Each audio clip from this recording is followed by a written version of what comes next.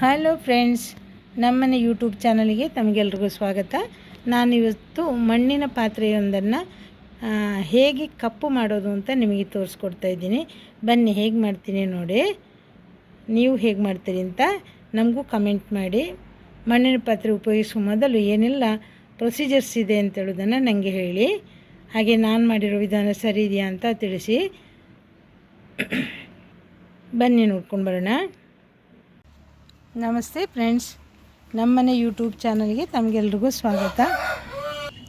ನಾನಿವತ್ತು ಮಣ್ಣಿನ ಪಾತ್ರೆಯೊಂದನ್ನು ತಂದಿದ್ದೇನೆ ಮನೆಗೆ.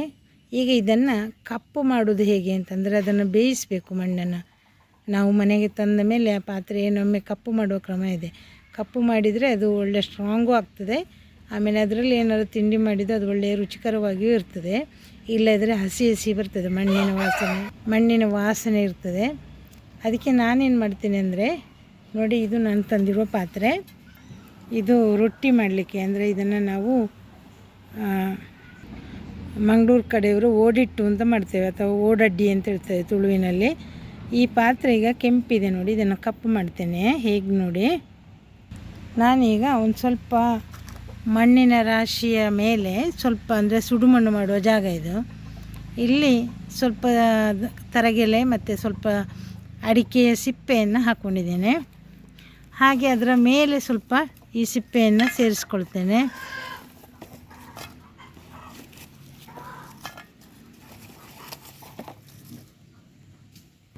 ನೋಡಿ, ಪಾತ್ರೆ ಫುಲ್ ಈಗ ಕಸದಲ್ಲಿ ಮುಚ್ಚಿದ್ದೇನೆ. ಈಗ ಅದಕ್ಕೆ ಬೆಂಕಿ ಇಡ್ತಾ ಇದ್ದೇನೆ. ಈ ಕಸ ಉರಿತದೆ.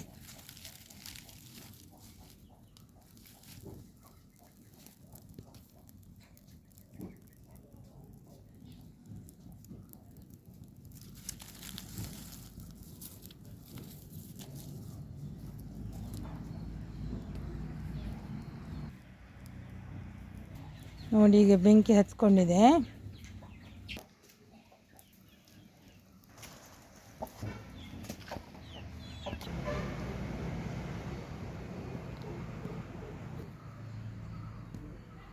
ಬೆಂಕಿ ಚೆನ್ನಾಗಿ ಉರಿತಾ ಇದೆ ನೋಡಿ. ನೋಡಿ, ಪಾತ್ರೆ ಇದರ ಮಧ್ಯದಲ್ಲಿ ಸುಡ್ತಾ ಇದೆ ನೋಡಿ. ಇಲ್ಲಿ ಬಣ್ಣ ಚೇಂಜ್ ಆಗಿದೆ. ಈಗ ಒಂದು ಕೋಲಲ್ಲಿ ಮುಟ್ಟುವಾಗಿಲ್ಲ, ಕೈಯಲ್ಲಿ ತುಂಬ ಕಾದಿರ್ತದೆ. ಓಡು ಕಾಯೋದು ಜಾಸ್ತಿ, ಕೆಂಡದಂಗಿರ್ತದೆ. ಈಗ ಸ್ವಲ್ಪ ಹೊತ್ತು ಬೂದಿ ಹಾಕಿ ಬಿಡ್ತೇನೆ ಅದರ ಮೇಲೆ. ಪಾತ್ರೆಯ ಬಣ್ಣ ನೋಡಿ, ಫುಲ್ ಕಪ್ಪಾಗಿದೆ ನೋಡಿ. ಈಗ ನಾನು 10 ನಿಮಿಷ ಇದರೊಳಗೆ ಈ ಥರ ಸುಟ್ಟ ಕೆಂಡ ಅಥವಾ ಬೂದಿಯನ್ನು ಹಾಕಿಟ್ಟಿದ್ದೆ. ಈಗ ಅದನ್ನು ತೆಗಿತಾ ಇದ್ದೆ ನೋಡಿ, ಕೈಯಲ್ಲಿ ಮುಟ್ಟುವ ಹಾಗಿಲ್ಲ.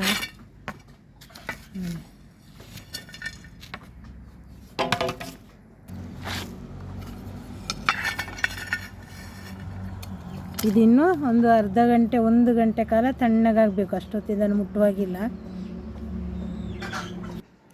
ಈಗ ಕೆಂಪಗಿದ್ದಂಥ ಮಣ್ಣಿನ ಪಾತ್ರೆ ಕಪ್ಪಾಗಿ ಕೈಗೆ ಸಿಕ್ಕಿದೆ ನೋಡಿ.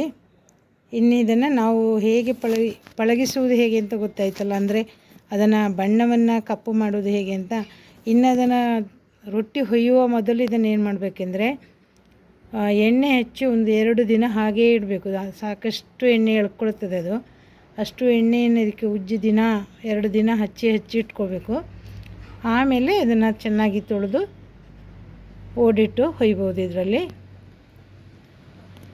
ನಾನು ಈ ಓಡನ್ನು ಅಥವಾ ಹೆಂಚನ್ನು ಅಥವಾ ಮಣ್ಣಿನ ಪಾತ್ರೆಯನ್ನು ಪಳಗಿಸಿದ ರೀತಿ ಹೇಗಿತ್ತು, ನೀವು ಹೀಗೆ ಮಾಡ್ತೀರಾ ಅಥವಾ ಬೇರೆ ವಿಧಾನದಲ್ಲಿ ಮಾಡ್ತೀರಾ ಅಂತ ಹೇಳಿ. ಹಾಗೆ ನಾನು ಮಣ್ಣಿನ ಅಳಗೆ ಅಥವಾ ನಾವು ನೆಸಲೆ ಅಂತ ಹೇಳ್ತೇವೆ ತುಳುವಿನಲ್ಲಿ, ಈ ಪಾತ್ರೆಯನ್ನು ಮಾಡುವಾಗ ಇದೇ ಥರ ಬೇಯಿಸಿ ಅದಕ್ಕೆ ಗೇರು ಬೀಜದ ಎಣ್ಣೆಯನ್ನು ಕೊಡ್ತೇನೆ ನಾನು. ಅಂದರೆ ಒಂದು 4 ಗೇರು ಬೀಜವನ್ನು ಅದರಲ್ಲಿ ಹಾಕಿ ಚೆನ್ನಾಗಿ ಹುರಿಬೇಕು. ಆಗ ಅದರ ಸೊನೆ ಅಥವಾ ರಸ ಬಿಟ್ಕೊಳ್ತದೆ. ಅದನ್ನು ಅಳಗೆ ಅಥವಾ ಮಣ್ಣಿನ ಪಾತ್ರೆಗೆ ಚೆನ್ನಾಗಿ ಹಚ್ಚಿಬಿಟ್ಟು ಒಂದು 2 ದಿನ ಇಡಬೇಕು. ಆಮೇಲೆ ಗಂಜಿ ಬೇಯಿಸಿದ ಅನ್ನದ ತೆಳಿ ಉಂಟಲ್ಲ, ಗಂಜಿ, ನೀರು ಗಂಜಿ ಇದೆಯಲ್ಲ, ಅದನ್ನು ಒಂದು 2 ದಿನ ಹಾಕಿ ಇಡಬೇಕು. ಆಮೇಲೆ ಚೆನ್ನಾಗಿ ವಾಶ್ ಮಾಡಿ ನಾವು ಉಪಯೋಗಿಸಬೇಕು. ಈ ಥರ ಮಾಡೋದ್ರಿಂದ ಮಣ್ಣಿನ ಪಾತ್ರೆಯ ವಾಸನೆ ಹೋಗ್ತದೆ ಮತ್ತು ನಮಗೆ ಬೇಕಾದಾಗೆ ಅದರಲ್ಲಿ ಅಡುಗೆ ಮಾಡಿಕೊಂಡು ತಿನ್ನೋದಕ್ಕೆ ಅನುಕೂಲಕರವಾಗಿರ್ತದೆ.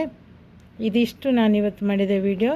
ಮಣ್ಣಿನ ಪಾತ್ರೆ ಹೇಗೆ ಕಪ್ಪು ಮಾಡ್ತೀವಿ ಅಂತ ನಿಮ್ಮ ಕಮೆಂಟನ್ನು ನನಗೆ ತಿಳಿಸಿ.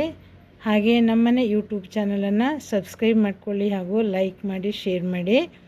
Thank you watching for my videos.